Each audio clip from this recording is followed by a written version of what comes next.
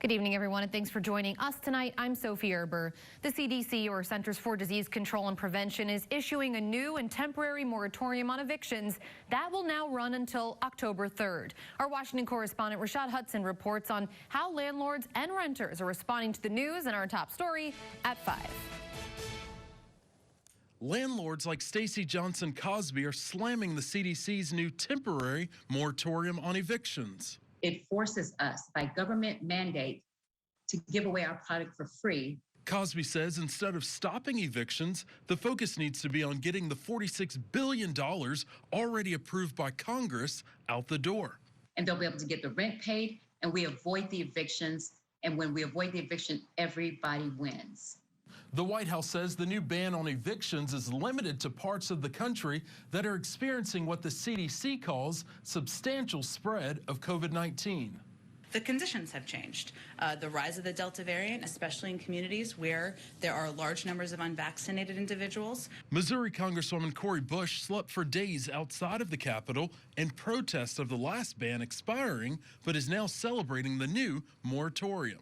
We are hopeful that it is what will help 11 million people stay in their homes. Senate Democratic leader Chuck Schumer says the new order only buys time for Congress to offer a better solution. But once the eviction ban ends, if there's not rental assistance, we're back in the same boat. The new order runs until October, but Cosby says housing providers are already working through the courts to lift the ban as soon as possible. Reporting in Washington, Rashad Hudson.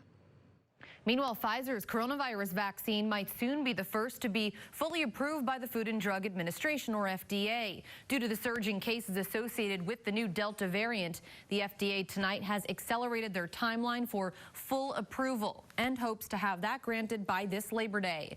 Pfizer, Moderna, and Johnson & Johnson's vaccines currently are listed as experimental and have received emergency authorization from the FDA. Health officials say they hope the approval will convince some unvaccinated people to take it. The move could also open the door for more businesses requiring employees to get vaccinated. Locally, health officials in Winnebago are confirming a breakthrough case of COVID-19 that's now tied to the Delta variant. According to the 12 Clans Unity Hospital, a fully vaccinated person tested positive for the virus earlier this week. The hospital tonight says that patient is currently in stable condition and now resting at home. The tribe adds that Winnebago currently has a 72% vaccination rate. Meanwhile, Sioux City has received roughly $400,000 to help local nonprofits who have been impacted by the pandemic. That CARES Act money will go to organizations that can prove that more than half of the people they serve are low income. Now, applications for those grants open up August 11th. If you'd like more information, just head on over to our website at the address on your screen, SiouxlandProud.com, or the free mobile news app. The CDC tonight is warning consumers of a multi-state outbreak of E. coli infections, and it's all linked to several brands of cake mix. So far, 16 people in 12 states, including in Nebraska and in Iowa, have been infected with the same strain of E. coli this year. At least 6 of those victims reported eating raw cake batter before becoming ill. They also reported buying different varieties and brands of cake mix. So far, no deaths have been reported. The CDC adds that raw cake mixes contain harmful germs that are only killed once the batter is baked, and people should practice safe food handling practices. An Omaha man was killed early this morning after a crash on I-29. The Iowa State Patrol says that Carson Stifler was driving the wrong way on I-29 near the Mondayman exit. That's when he struck a car driven by 20-year-old Serena Males of Sioux City. Stifler's car then entered the median and rolled over, ejecting him from his vehicle. He died later due to his injuries sustained in that crash. Males was hospitalized following the crash. The cause of that accident tonight still under investigation. And whether or not you're on a motorcycle or driving a car, the roads will be a little more congested over the next few weeks. That's due to the Sturgis Motorcycle Rally going on in the Black Hills. It means everyone needs to pay a little more attention, and that includes being aware of your surroundings, plus watching your speed. I've been riding since 1968, so I'm on my second million miles. I've been all over the country. The biggest thing I see is lack of attention. On a motorcycle, you swing it through the curves. If you let your attention down 1 second, you could be in the ditch or even worse. Over the last few days, there have already been multiple motorcycle crashes in the Black Hills region. The Pennington County Sheriff's Office urges motorcyclists to drive defensively and be patient on the roads. Some families this year in Woodbury County might not be able to show their livestock at the county fair after a recent change in rules. The rule now requires livestock to have not one, but 2 forms of identification. The rule actually went into place before the 2019 Woodbury County Fair. Some families were unaware of that change and now as a result will not be able to have their 4-H kids show livestock at this year's fair. KCAU 9's Jason Toktagian introduces us to a family in Woodbury County 4-H. That's coming up tonight at 10.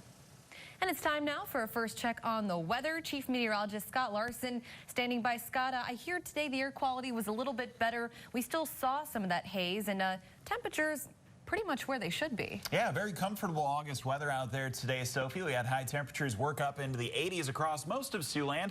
81 in Sioux City, 82 Yankton, 77 the high today in Storm Lake. Overnight lows should fall back into the 60s throughout the area with mostly cloudy skies. You can see on the radar right now we have some showers that are beginning to come together in parts of Nebraska and South Dakota.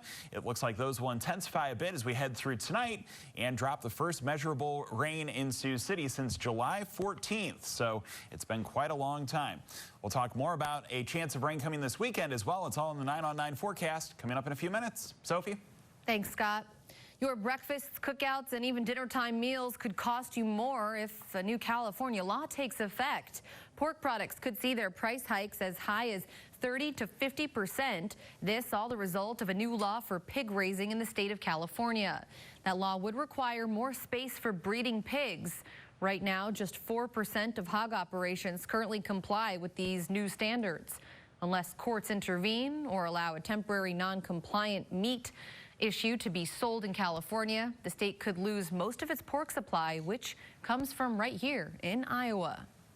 Seniors at the Siouxland Center for Active Generations now have a new option for keeping their hand-eye coordination sharp. The interactive metronome is a timing-based therapy that helps seniors get their mind and body on the same track by moving to the rhythm. The treatment is designed to strengthen the muscles and nerves associated with those movements. Participants in this program say it helps them walk with more confidence. It's helped me in my walking. They got some other exercise he's having me do. I follow my finger. If you're interested, this therapy is available at the Siouxland Center for Active Generations by appointment only. 4-legged officers from across the Midwest were in Sioux City today polishing up their skills. Agencies from across Iowa, Nebraska, and even Wisconsin converged on the Sioux City Police Training Center. It's all for a 4-day K-9 unit training course. That training was conducted by a Florida-based nonprofit, K9s United, and it was provided free of charge to the officers, all thanks to some local donations. Agencies have to do is just get their guys here and put them up in a hotel overnight. The rest of the cost is covered by K9s United. That's not done because we have money growing off trees. That's done because of supporters all over the country that want to support law enforcement in general. Coming up tonight at 6, you'll hear from local officers on what it means to have this training provided to them. And we are right in the middle of hurricane season for 2021, and experts say it's only going to ramp up from here. What NOAA is saying about the end of this hurricane season coming up. We can expect to have some rainfall locally for tonight. More rain a possibility for Saturday, and then it becomes hotter with highs in the 90s expected for a portion of next week. The 9 on 9 forecast coming up next. You're watching KCAU 9 News with Sophie Erber and Chief Meteorologist Scott Larson. This is KCAU 9 News at 5.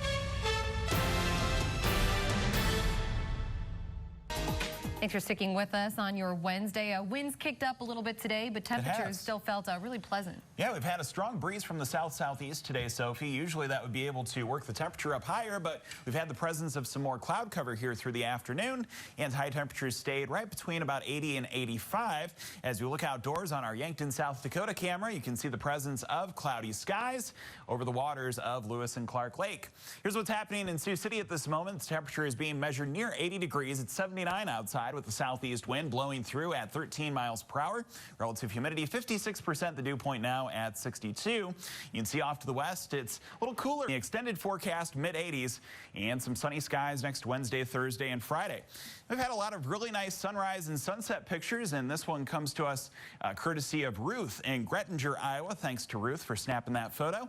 If you have one that you want to share, go to SiouxlandProud.com, go to the weather tab, and send us your photos. Hopefully some of those will be of rain gauges with some rain in them from what's happening tonight. You said July 14th was the last measurable rain. It's been a long time. Yeah, about 3 weeks, so we could definitely use it. All right, thanks a lot, Scott. Well, a man injured by a surge felt through his video game controller. It's called indoor lightning, and it's more common than you think. We'll explain how it works coming up. But first, the national outlook for the second half of our hurricane season showing no signs of slowing down in the U.S. We'll be right back. The 2021 hurricane season is showing no signs of slowing down. After a record-setting start, NOAA now says the months ahead will be ones to watch in closely. Washington correspondent Kelly Meyer has the latest on our update. We're just 2 months into hurricane season, but for those watching out for potential storms, the season is just getting started. And we're now entering the peak months of the season. The National Oceanic and Atmospheric Administration gave a mid-season update Wednesday, warning the season will be slightly more active than scientists initially anticipated. And while the tropics have been relatively slow over the past few weeks, NOAA forecasters do anticipate that a busy hurricane season remains ahead.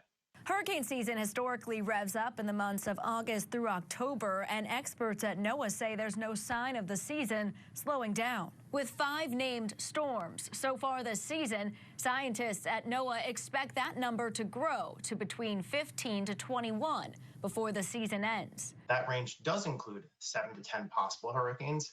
Of those, 3 to 5 could become major hurricanes. Scientists at NOAA say that would make this season more active than normal, but still not as active as last year.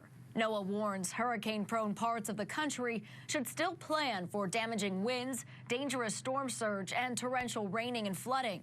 Now is the time to be vigilant about your preparedness plans and potential actions. With months left in the season, NOAA says there is still time to prepare and stay alert, reminding Americans it does only take one storm to have catastrophic impacts on lives and communities. Hurricane season ends November 30th. Reporting in Washington, I'm Kelly Meyer. News Nation Prime is the country's only live national newscast in prime time, and it comes your way every night at 7 o'clock on News Nation. At 6 Central is the Donlin Report. Here's a preview of what's coming up there tonight. Tonight on the Donlin Report, is Donald Trump splitting Republicans? The candidate he backed wins an Ohio primary. What does that mean for midterm elections next year and the influence the former president still has? Now here's Leland Vittert with a preview of On Balance. Thanks, Joe. Is requiring proof of vaccination racist?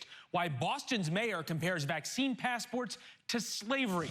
Plus, fears of the migrant surge spreading COVID in the United States. That's coming up tonight on Balance, followed by News Nation Prime. Again, News Nation Prime comes your way every night at 7 o'clock on News Nation. If you'd like, you could see some of the channel lineups right here on your screen, or just be sure to check your own local listings. You might think lightning is only an issue when you're outdoors, but that's not the case. It can be just as dangerous inside your home. We'll explain how coming up next. Experts today are urging people to be aware of the dangers of lightning, even inside. This comes after a Nashville man was injured after a lightning bolt surged through a video game controller he was holding. As reporter Mary Mays found out, indoor lightning strikes are more common than many people realize. Saturday night storms were intense lightning producers, and one man was reportedly struck by lightning in his Greenbrier home through his video game controller. Thankfully, he was not injured, but here's how this can happen. Sometimes when your house, takes a direct hit from lightning, you can experience what's called arcing, where, lightning hits a television or some type of electronic, and the electricity, there's so much of it, tends to arc out and want to go towards other electronics. And so in this case, that could be what happened, where the television, the game console system took the initial lightning strike hit, and then the arcing got the game controller. According to the CDC, around 1/3 of all lightning injuries happen indoors. You also need to take some precautions while driving. Generally, you're safe in your vehicle driving if there's lightning, but if you're charging your phone and maybe you have that phone laying in your lap, there are documented cases where people have gotten struck by lightning because they had their cell phone charging into their car and their car got hit by lightning. Lightning can travel through plumbing, so you don't want to take a shower during a thunderstorm. Because even though you may think that you are safe, you're underneath a roof, that lightning strike can come back up and strike you. So stay away from windows, stay away from electronics, and make sure that you have 4 walls and a roof over your head. We take a live look outside right now. Scott returns with one more check on your forecast, so don't go away. Before we wrap up here at 5, let's check in first with Tim for what's coming up at 6. Hi, Tim. Hey, good afternoon, Sophie. The Sturgis Motorcycle Rally gets started later this weekend out near the Black Hills of South Dakota. And that means bikers are already buzzing through Sioux City. Find out how they're making a difference. Those drive-through guests indeed have an impact on the local economy. We'll take a look at 6. And after years of hard work, 4 Ames entrepreneurs are seeing their dreams come to a reality. Find out how they came up with the idea for Magic Tea. Maybe your little leaguer at home has tried this out. What it took to overcome a failed Kickstarter campaign. Coming up right after World News Tonight. That's when Jake and myself will also join you and Scotty in studio. That thing looks really cool. I'm excited to hear that story. Thanks a lot, Tim. And our weather in the cooler range of temperatures lately, especially after what we felt in recent weeks. Yeah, exactly. It's been hot and dry through most of the summer out there, Sophie. A rarity in the forecast for tonight, as it looks like we'll be able to pick up on some light rain and a couple of rumbles of thunder, with the low temperature dipping into the mid-60s. 87 the high for tomorrow, with some clouds and perhaps a shower or two lingering on into the morning, but then we'll have some clearing through the second half of the day as we heat things up. A small chance of an additional storm late tomorrow night into Friday. Some more storms on Saturday with high temperatures in the middle to upper 80s. Hotter for the start of next week, as it looks like we'll be able to exceed 90 on Sunday and Monday. Another cold front expected to come through next Tuesday as we fall back into the mid-80s. In the extended forecast there, with some sunshine Wednesday, Thursday, and Friday. All right, thanks so much, Scott. Thank you so much for joining us. We hope you'll join us again here at 6. Until then, have a great night, everyone. Thanks for watching.